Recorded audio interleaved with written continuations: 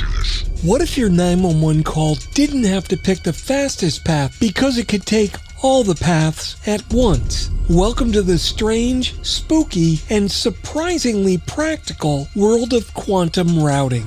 No, this isn't sci-fi. It's the kind of innovation that could one day change how emergency calls move across networks. And that's coming up next on TiPS, Today in Public Safety.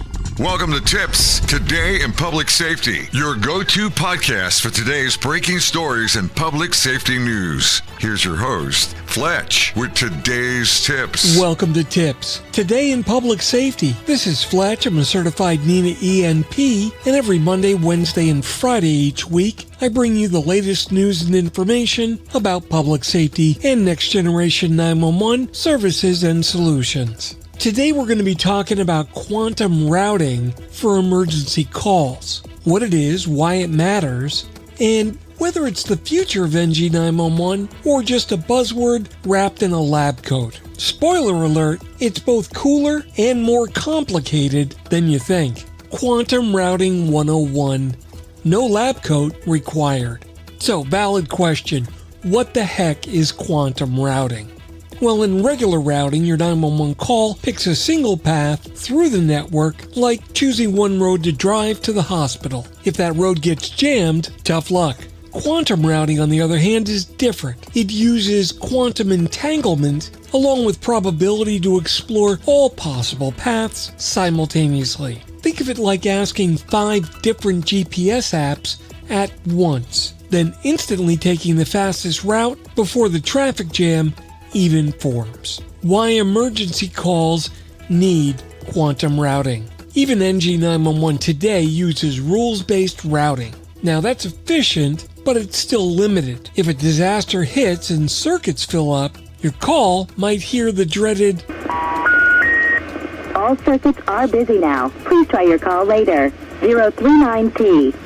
Quantum routing, on the other hand, could bypass congestion, reroute around outages, and keep calls flowing smoothly. Translation? More reliable calls, fewer bottlenecks, and a much calmer dispatcher who doesn't have to explain to the public why the phones are melting down. A real-world emergency example. Picture this. A hurricane slams into the coast. Thousands of people all dial 911 at the exact same time. Classical routing bottlenecks city. Quantum routing instantly balances calls across multiple networks, minimizing dropped calls. It's basically a quantum load balancer on steroids. But this isn't tomorrow's tech. So before you go run out and order your PSAP a brand new quantum router with free one-day shipping on Amazon Prime, let's pump the brakes a little bit. The quantum internet is still in early research and development, and public safety usually trails commercial adoption thanks to budgets, regulations, and everybody's favorite, bureaucracy. So don't expect this in the next year. In fact, don't expect it in the next decade. But know this and understand that research is happening today. And one day, public safety will get its turn. And now for the snarky reality check. Look, let's be clear. Quantum routing's not going to fix your PSAPs staffing issues. It's not going to upgrade your old analog radios. And it's not going to magically remind your IT guy of his password. By no means is this a silver bullet, but it is another tool. An insanely advanced, insanely complicated, and yes, insanely expensive tool. But like every tool, it does have its place. So what are some takeaways here? Quantum routing equals superposition for your emergency call. There's potential to reduce dropped calls and keep the system running in disasters.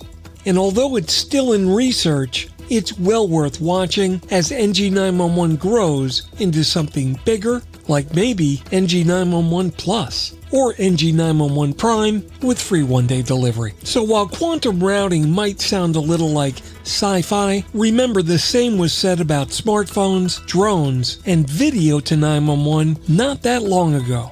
Keep your eyes on this space, because the future of public safety may just depend on physics that we don't even fully understand yet.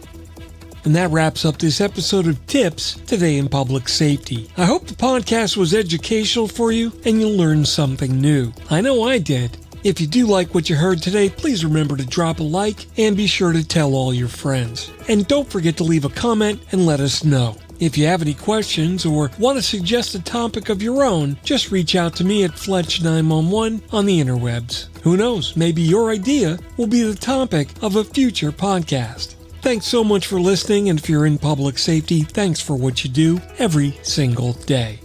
This is Fletch. Take care, and we'll catch you next time. You've been listening to TiPS, Today in Public Safety, your go-to podcast for today's breaking stories and public safety news. Hosted by Fletch and available every Monday, Wednesday, and Friday on 911tips.com. That's 911tips.com. Be sure to like and subscribe, and remember to join us each week for the latest on NG 911. I am Spider Harrison, the official 911 voiceover dude. Catch me on Sirius XM on various channels, including 90s on 9, the 10 spot, and on the Weekend Countdown on Hits 1. Or don't regret it for the rest of your life. Either way, I'm good.